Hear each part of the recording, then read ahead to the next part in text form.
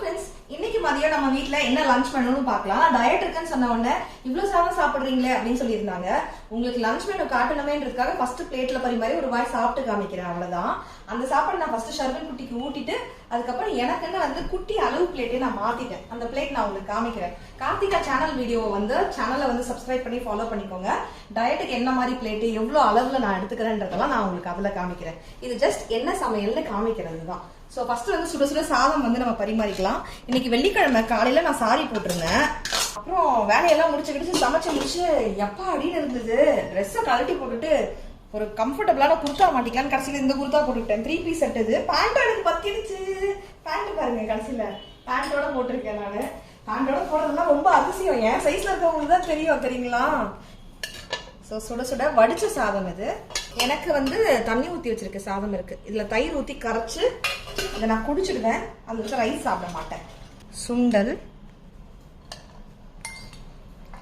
உப்பு போட்டு வேக வச்சாச்சு, தாளிக்கல. ஏன்னா எண்ணெய் வந்து கண்ட்ரோலா தான் சமைக்கிறேன், அதனால. கதம்ப சாம்பார், முள்ளங்கி, கேரட், பீன்ஸ்லாம் போட்டு கதம்ப சாம்பார். இது நல்ல பருப்பு சாம்பார். ஜிக்கு முள்ளங்கி சாம்பார் ரொம்ப பிடிக்கும்ல ஜி? ஆமாண்டா. ஏன்னா இது ரெண்டும் இந்த பவுலே அழகா இருக்குல்ல. இது கீரை.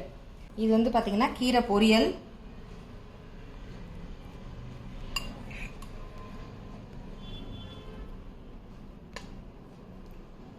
இன்னும் நல்லா ஜூம்ல கிட்டக்க காமிக்கும் போது உங்களுக்கு நிறைய இருக்க மாதிரி தெரியும். அப்புறம் முருங்கைக்காய் கத்திரிக்காய் வந்து வறுவல், நல்லா தொக்கு மாதிரி செஞ்சிருக்கோம். முருங்கைக்காய் கத்திரிக்காய் தொக்கு. மிளகு பெரட்டல் ரொம்ப நல்லா இருக்கும். ஆனா இது வந்து மிளகு பெரட்டல் கிடையாது. அப்படியே முழு கத்திரிக்காய். இது தொக்கா அள்ளி போட்டு குழந்தைக்கு ஊட்டுவோம், அவ்வளவுதான். எங்கடா ரசத்தை காணோம்? கொண்டக்கடலை வேக வச்ச தண்ணியில் தக்காளி மிளகு சீரகம்லாம் அரைச்சி போட்டு சூப்பரான ரசம் இது. இது சூப் மாதிரி கூட குடிக்கலாம், ரொம்ப அருமையாக இருக்கும், ஹெல்த்தியும் கூட. இந்த ஆரஞ்சு கலர் ஃப்ளாரல் வச்ச பிளேட்டு, பவுலு, இந்த மாதிரி ஃபுல் செட் வந்து பார்த்தீங்கன்னா கேட்டிருந்தீங்க சில பேர், லிங்க் கொடுங்கன்னு. நான் டேக் பண்ணி விடுறேன், வேணுன்றவங்க செக் பண்ணுங்க. இந்த ஹெல்த்தியான லஞ்ச் மெனு நம்ம வீட்டில். உங்கள் வீட்டில் என்ன லஞ்ச் மெனுன்னு எனக்கு சொல்லுங்க. எக்ஸாம் ஆரம்பிச்சதுலேருந்து ஹாஃப் டே தான். ஹாஃப் டே என்னைக்கெல்லாம் நடக்குதோ அப்போல்லாம் என் கையால் நான் ஊட்டி விட்டுருவேன். ஸ்கூலுக்கு போய் ஊட்ட தான் முடியல, ஒரு வாய் எக்ஸ்ட்ரா சாப்பிடுவான். அதனால கொஞ்சம் வெள்ளை பட்டுருச்சாடி. நல்லா இருக்கா? சூப்பரா இருக்கா? நெய் போட்டு ஊட்டி தரவா? நெய் சாம்பார் போட்டாக்கா அவனுக்கு ரொம்ப பிடிக்கும். உங்க வீட்டுல லஞ்ச் மெனு என்னன்னு சொல்லுங்க.